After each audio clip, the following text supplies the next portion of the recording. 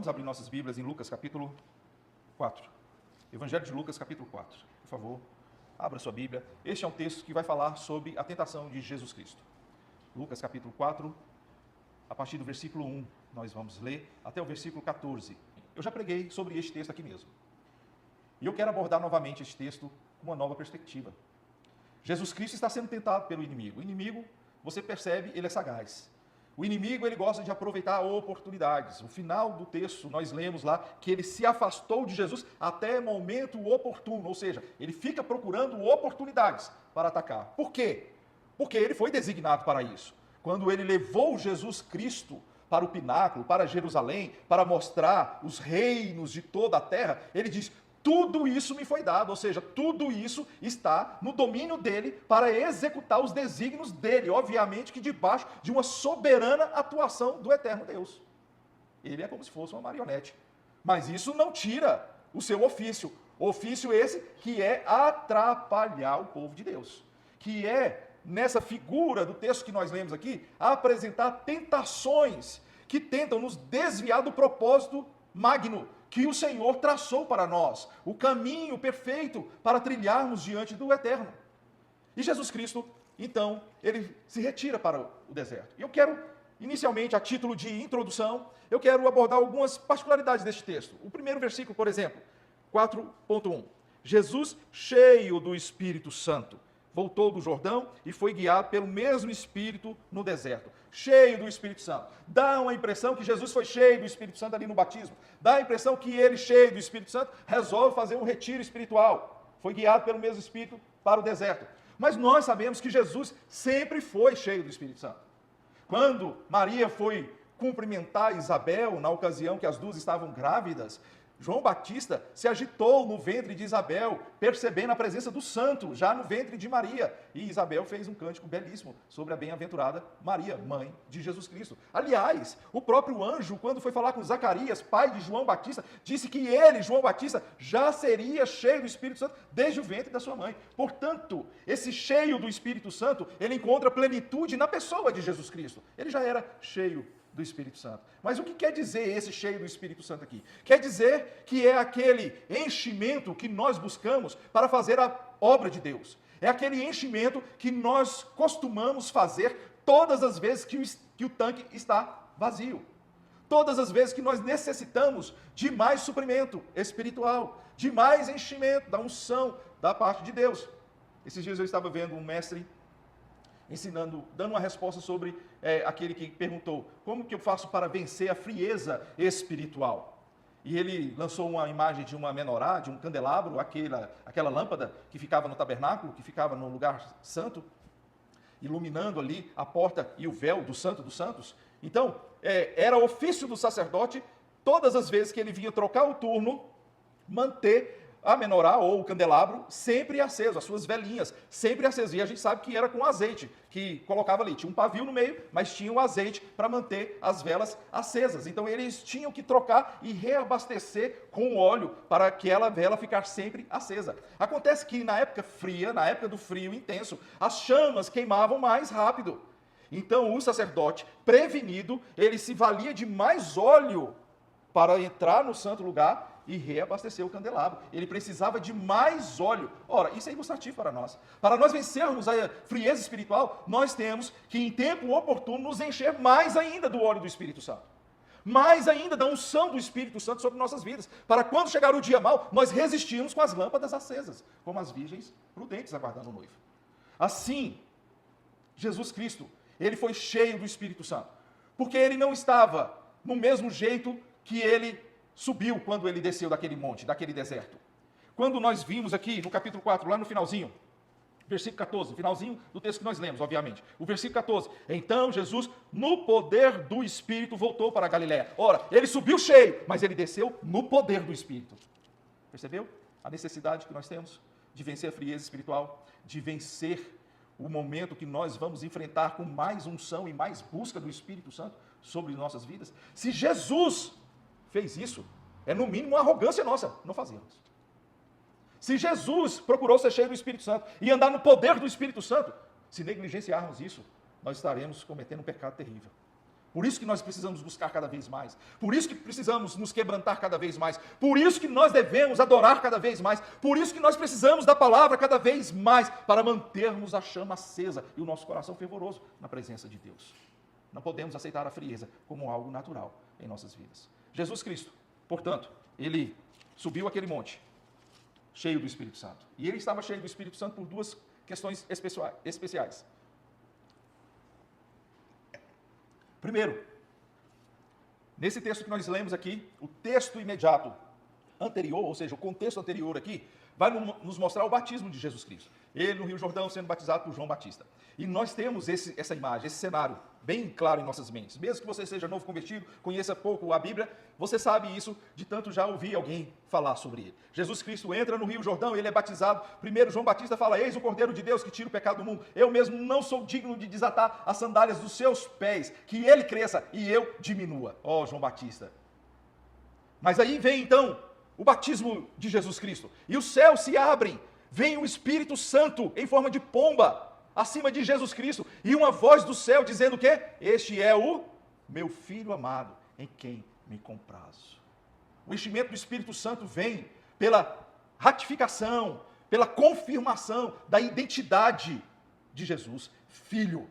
Filho do Pai Celestial, Filho do Criador, do Todo-Poderoso, Filho, mas não qualquer filho, Filho amado, em quem eu tenho alegria, prazer, em que minha alma se apraz.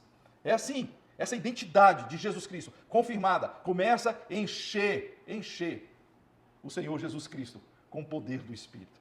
Encher com o Espírito. É nesse momento que ele vem, cheio do Espírito Santo, para o deserto. E lá no deserto tem as suas tentações. E essas tentações, elas vêm justamente no intuito de nos provar, de nos testar. O texto fala isso. Quando eu falo algumas coisas aqui, olhe para o texto. Se eu estiver falando aquilo que está no texto, irmão, fica com isso no seu coração. Se eu estiver falando muita coisa que está fora do texto, esquece, não tem problema. Mas diz aqui, olha, olha aqui, durante 40 dias sendo testado pelo diabo. Toda vez que nós nos propomos a fazer algo, nós seremos testados. Todas as vezes que nós nos propormos a nos posicionarmos diante de Deus, nós seremos testados. Todas as vezes que nós experimentarmos o enchimento do Espírito Santo, que a nossa identidade for confirmada, que somos amados de Deus, nós seremos testados. Porque o inimigo de nossas almas, o adversário, Satanás, o diabo, o coisa ruim, ele não quer a nossa felicidade. Ele não quer a nossa comunhão com o Eterno. Ele tenta, embora não consiga, mas o problema não é o fato dele não conseguir. O problema é como nós vamos nos sair nesse processo. É como nós vamos suportar. Porque nós podemos sair lá do outro lado, como Jesus Cristo saiu do deserto, cheio do poder do Espírito Santo, ou sairmos simplesmente carregados como soldados abatidos. Então, Jesus Cristo, ele é testado por Satanás, ele é testado, ou seja, tentado.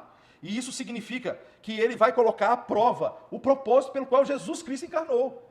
O Salvador do mundo, o Emanuel, o Deus conosco, que veio fazer a vontade de Deus em todas as coisas. Agora ele será testado, agora ele será tentado, como todos nós somos. A exemplo de Jesus Cristo, cujos propósitos são diferentes, nós somos chamados para glorificarmos a Deus, mas sabemos das nossas limitações. Jesus Cristo, além de ter sido chamado, encarnado, vindo ao mundo para glorificar a Deus, ele veio para fazer isso, para ser o Salvador, como Salvador da humanidade. Portanto, mesmo com propósitos distintos, nós temos um propósito em uníssimo, que é glorificar a Deus em nossas vidas. E ali é que tem a questão. Ele quer nos tirar desse caminho de propósito do Eterno. E como que ele faz isso? Primeiro, ele fica buscando que nós nos desviemos do caminho de Deus, procurando suprir necessidades imediatas de nossas vidas. Ele diz assim, olha, você está com muita fome. Perceba que ele entra em ação depois que Jesus teve fome. E esse teve fome aqui, eu não vou me lembrar agora a expressão no grego, mas eu me lembro de uma aula que eu tive, de que o que estava sendo apontado aqui, principalmente por Lucas, neste momento aqui, que era médico também, ele está dizendo assim, era aquele momento crucial de desfalecimento. Não é assim você tomar o café da manhã e chegar às 11 horas e falar assim, poxa, acho que hoje o café não foi bom, estou com fome. Não é a mesma coisa. Não é a mesma coisa você ter comido o seu churrasco hoje, e chegar uma hora dessa e falar assim, tomara que o culto acabe logo, que eu quero comer a pipoquinha. Não é esse tipo de fome. São 40 dias, 40 noites, sem comer e sem beber nada. Então, quando ele fala, teve fome, é porque ele já vinha com uma fome terrível e que ele já estava a ponto de desfalecer. Chega Satanás e faz uma proposta. É a hora de você suprir suas necessidades. É a hora de você, que está morto de fome, mandar que essas pedras se tornem pães. Afinal de contas, você é o filho amado. Afinal de contas, sua identidade foi revelada. Afinal de contas, você está cheio do Espírito Santo. O Senhor está contigo.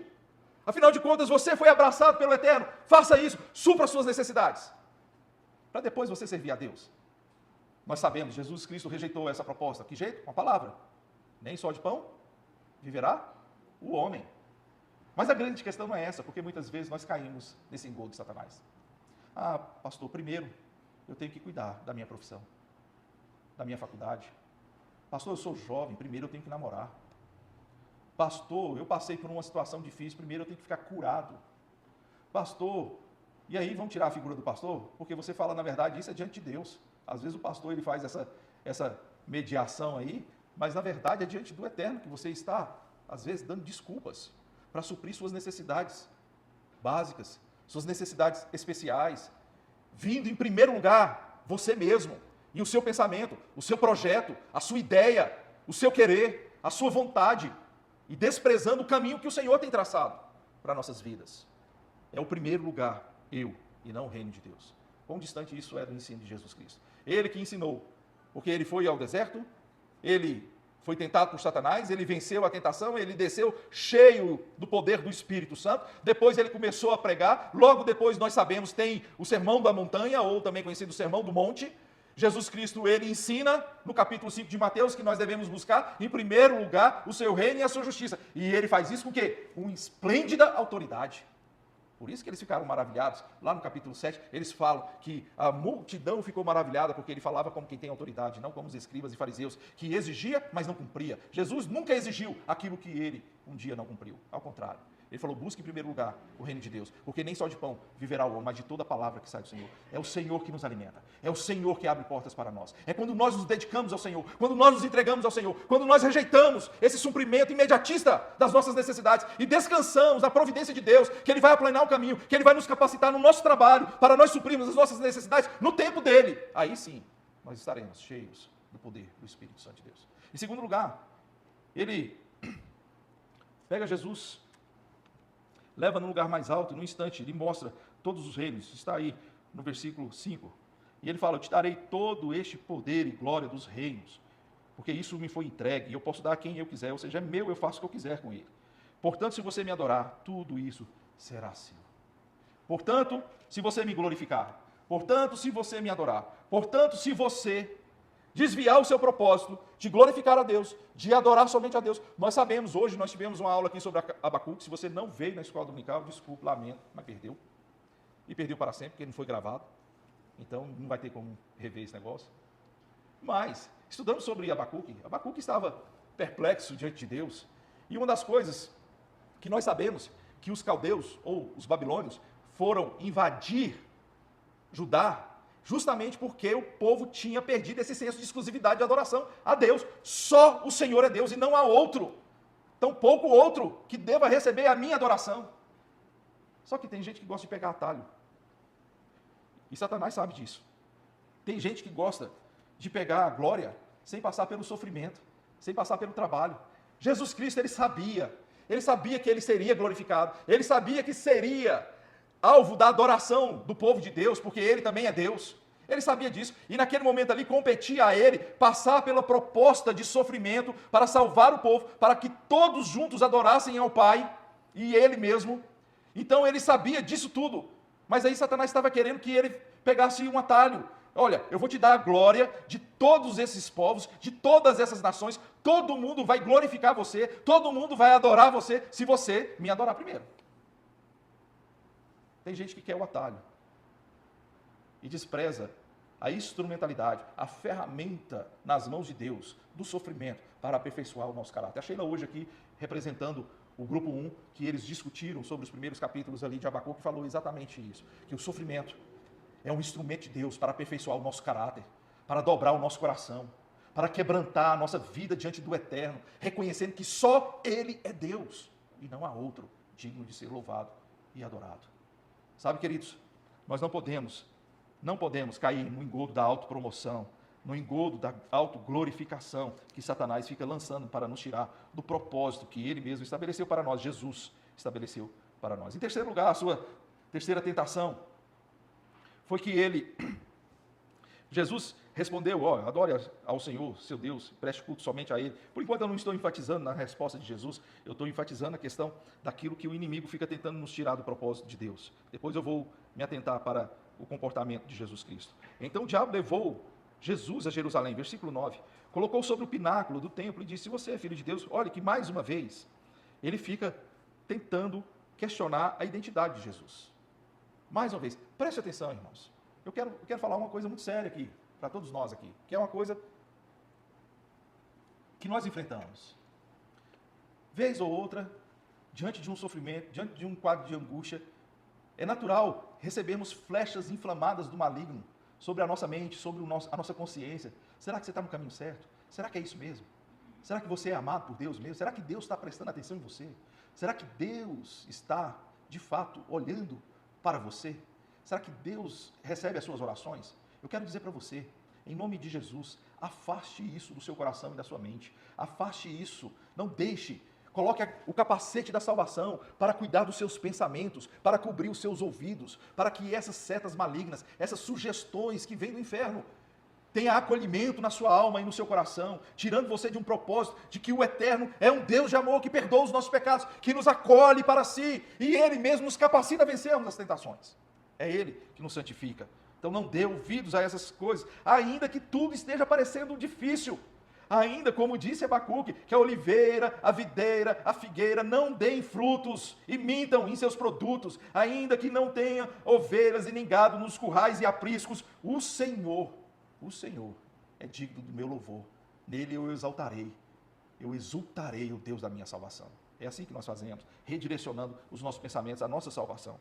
Então ele levou a este pináculo. Se você é o Filho de Deus, jogue-se daqui, porque está escrito, aos seus anjos, ele dará ordens a seu respeito para que o guardem, e eles o sustentarão nas suas mãos para que você não tropece em alguma pedra. Forçar Deus a agir para validar a nossa identidade, mesmo quando nós estamos diante de atos irresponsáveis. Foi isso que Jesus venceu. Se você é filho de Deus, faça um ato irresponsável para ver se ele vai, de fato e verdade, te acudir. Jogue-se daqui. Se você é filho de Deus, não, eu sou filho de Deus, eu mereço isso aqui. Aí faz um ato irresponsável. Jordan Peterson, ele escreveu 12 regras para combater uma vida de caos. E ele fala que nesse momento aqui, que Jesus Cristo dá uma grande lição. A lição é, não viva uma vida irresponsável. Não viva uma vida irresponsável. Use a inteligência, use o conhecimento, busque a sabedoria, busque o discernimento para fazer a vontade de Deus e não cair no engodo de querer forçar a Deus provar alguma coisa para você. Querer fazer com que Deus valide alguma identidade, ser filho de Deus, filha de Deus, ou de que você é abençoado com atos irresponsáveis para que Ele venha intervir em seu favor. Não, não faça isso. Porque a intervenção de Deus, ela vem em momento oportuno, de acordo com a sua misericórdia, graça. Ele socorre, é claro que socorre, irmãos. O Senhor não nos trata segundo as nossas iniquidades, porque se fosse assim, estaríamos perdidos. Mas o Senhor não quer que tentemos o seu nome, que provoquemos Ele à ira. Foi isso que Jesus nos ensinou, rejeitando essa proposta do inimigo. Daí, como que Jesus? Então, quais são essas lições práticas que Jesus pode nos ensinar? Primeiro, que o propósito está acima das nossas satisfações e até mesmo das nossas necessidades pessoais. Cumprir o propósito de Deus é superior a querer fazer a nossa própria vontade. No poço de Jacó, junto com a mulher samaritana, Jesus Cristo estava na hora do almoço e não comeu. Nós sabemos do diálogo que aconteceu ali. Os discípulos chegaram com a marmitinha. Olha, Jesus, peguei uma quentinha ali, no caminho ali para o senhor. Ele, não quero. Aí os discípulos ficaram perguntando, será que ele comeu? Será que alguém deu comida para ele? Porque ele está sem fome. Ao que Jesus responde, minha comida consiste em fazer a vontade de Deus. A minha comida consiste em fazer a vontade de meu Pai. Ou seja, o propósito está acima das nossas próprias necessidades. Você faz isso. Você faz isso quando é um filho.